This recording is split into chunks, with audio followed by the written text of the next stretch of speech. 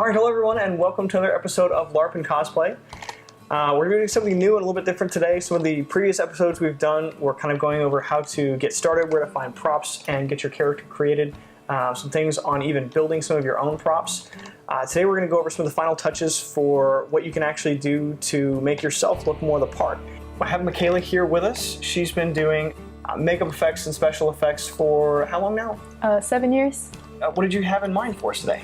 Okay, since you're like, a barbarian, warrior type guy, I was thinking maybe we could do like, you just got out of the battle, fresh out, and someone punched you, and you got like this scar from a couple weeks ago from, your recent battles, and they always have that cliche blood trickle coming down from your hairline, so I thought we'd throw that in there since it's a little nerdy.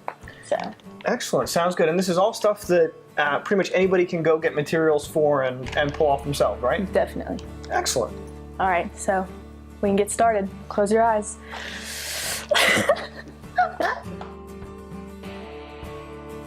So first we're going to start out with the bruise, of course. And so I have some products with me, of course, because we can't just punch you in the face like I want to. First, I want to show you the bruise wheel I have.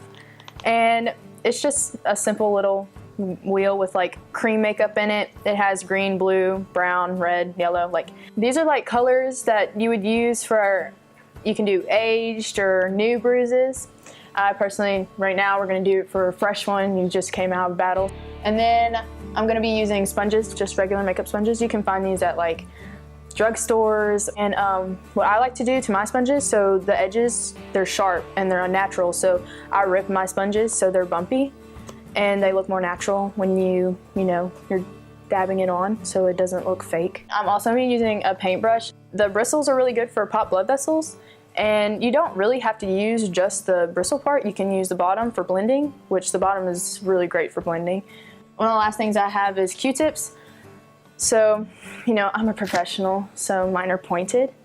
And they don't have to be pointed. There are varieties of Q-tip? Yes, it's insane. That's why this segment is out of my depth.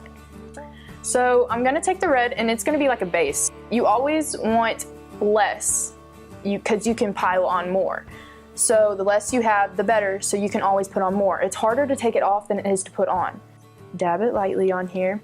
And something I like to do is put it on my hand before I put it on their face, so I have an idea of what it looks like. I'm first gonna go out, and this cheekbone you have right here? It pushes out. And usually when you get hit right here, you can see that your cheekbone has been, hit.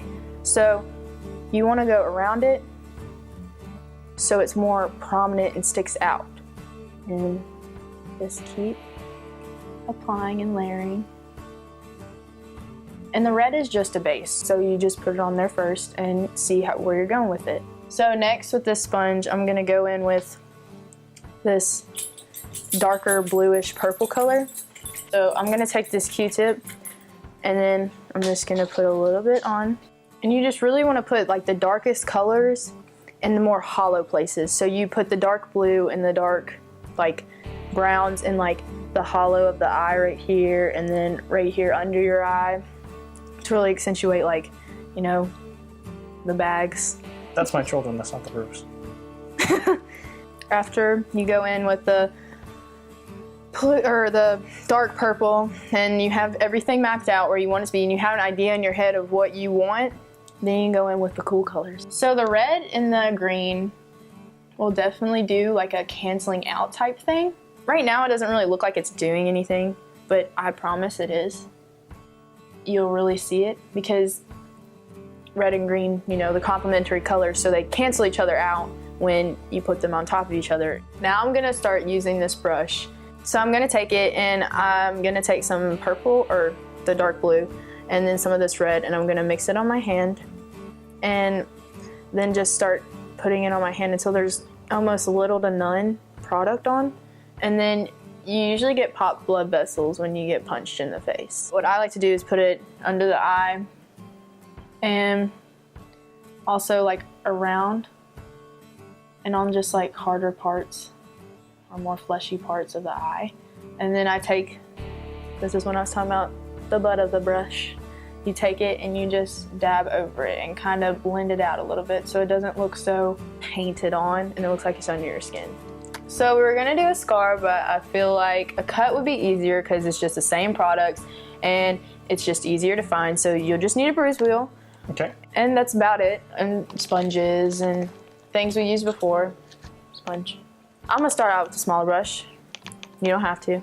And you wanna start with red again because red is like you're mapping out. So you use your red to map and then you go in with your more realistic colors. I'm just gonna take the red and I'm gonna put a little cut on you. You don't wanna make it super straight. So what I like to do is I take my hand and I like hold it to the very top of the brush handle and then I just take it and drag it along so it's not straight, because what I notice is when you're watching a movie, the first thing your eyes would go to if you like saw makeup is, wow, that's a really straight cut. So you want to kind of lighten it up, just dab it with your finger, lighten it a little bit. And then next you just take the red again, map it out, and you want to keep it light. Like I said, I cleaned my hand for you guys. And just go around it as light as possible. You want to get as close as you can to the cut, but do not touch the cut. The purpose of a halo is to make the skin around it look more out. So same thing with the bruise on the cheek. You want it to protrude out so it's not 2D. It's an illusion. It's supposed to look 3D. Now that you have it all mapped out and blended as well as possible, because blending is huge. So you're gonna wanna take darker colors. We're not gonna go straight in with like purple. So I'm gonna go with the brown.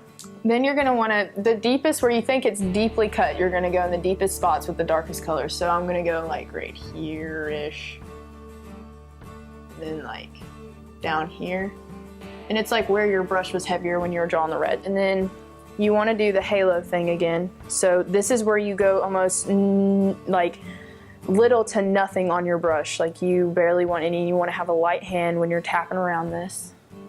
And at the top, you don't want to close the halo. Like at the top of the cut, I closed it with the red, but you don't want to close the halo with the darker color because it'll just, the cut's supposed to keep going on. So if you stop it, then it doesn't look 3D like it's supposed to. And then you want to go in with your sponge and you want to blend it out. This is where I'm going to go in with the yellow. You just want just a little bit of yellow. And it's good to mix it with the brown too. Then you want to go inside of the halo. So this is called your crown. So your crown is what sticks out and your halo is what's go around it. And you just want to dab it, be like really light with it because you're going to go back and blend it. And now we can put a little tiny bit of blood. You do not want to cover your work. And this is too light for me. So what I like to do is I like to take the brown from the bruise wheel and kind of mix it in there, like take some and then mix it. So it's like darker. And then this is important. So you want to take your blood and you want to put it in the deepest part. So where you put the like the brown and the red, the dark red-ish. And then there you have it. A beautiful cut, fresh from battle. Huzzah. So what have you got? I have squirt blood. All right. And this is just, okay, so squirt blood is used for like gags usually. You can get it in, makeup kits, or I don't think you could really find it. You could find it in a Halloween store. I see it, you can. This is for the hairline thing, right? Yes. Okay. Or you can use it for blood splatter on your clothes, which knowing that's really pretty, so I wouldn't want to put squirt blood on it. So pretty much what you can do, this is what I do, so I have more control with it, is I take the end of any brush and you just stick it in here, swirl it around. You get yourself a good bit to where it's all drippy. And then you just take it and then you just put it where you want to. So I'm gonna put it right here. And you just make it, you can kind of direct it in the way you want to, but you want it to drip on its own. And I take a stipple brush and I like to mess it up at the top so it looks like it's really in there. That's about it. Head injury, just like that. Ding. All right, guys, this is, again, something great that you can do to kind of really add a lot to kind of being your character, not just dressing up and grabbing all the props and costume items. Thanks so much, Michaela, for doing this. Again, it's something that you guys can either do yourself or have someone do for you. If you guys have any questions, just post them down here in the comments section. And be sure, if you want to see more content like this, like, share it, subscribe it, and we'll keep putting out new content for you.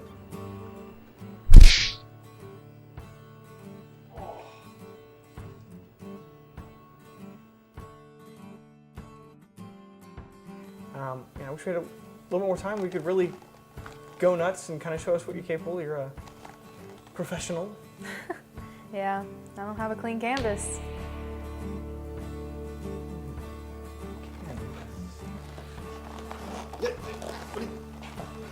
What are you doing? Supposed to be directing.